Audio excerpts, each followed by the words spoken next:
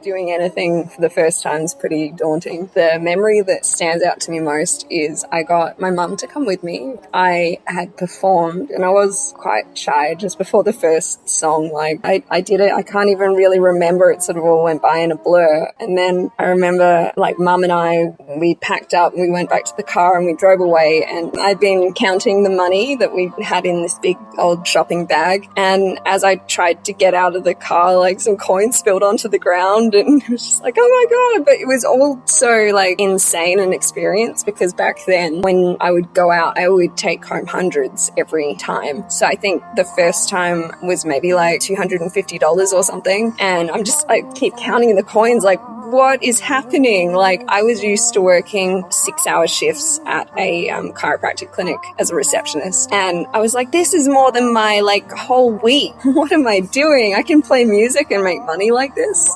Everything's changed now, like with the whole way the society's gone with cash. You just don't go out and experience that very often anymore.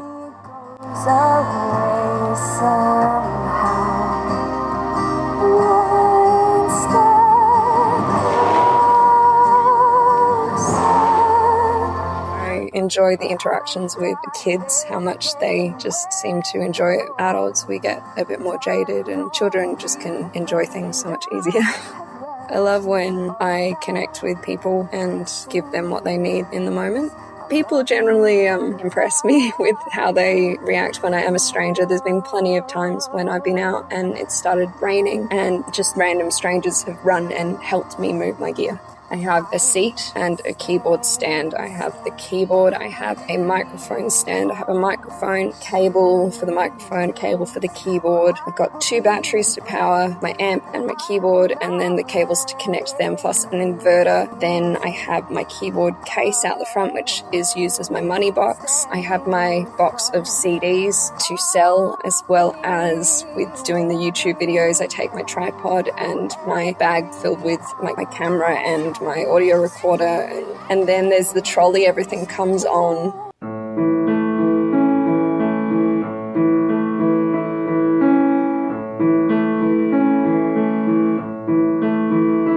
So every year, Adelaide has its Fringe Festival. To combat not being able to get a spot in the daytime because it's just so busy, I would go out at night. One year, I set up in Gawler Place, and they had left that year all these bales of hay that were set up for seats for when they had the Fringe stage set up there in the mall. But every night they'd take the stage away and they would leave the hay bales. And so the one night I set up in front of them where the stage would usually be and sat there and did my thing, and all these people floating through just kept stopping and sitting down, and I had this audience of like 20 or 30 people at one stage all sitting down watching me like I was a Fringe show. That was just an amazing night.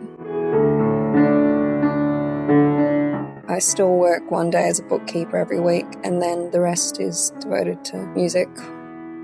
For me, I just want to be able to have music be a bit more like a job where I'm working so many times a week and then coming home and cleaning my house, watching TV, playing with my cats, you know.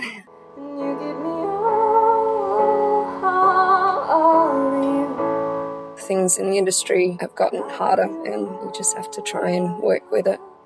I definitely like it so that I could go out busking when I actually want to instead of when I have to, because it is a different experience. Yeah, I don't want my life to just be busking. I'd rather not be 60 and relying on busking income. I feel like I could keep busking the rest of my life if I really wanted to.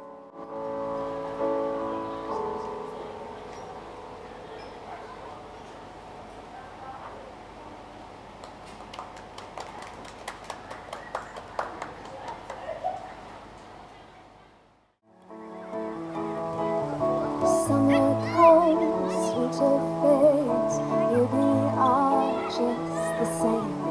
Don't need pressure, don't need change, let's not give the pain away.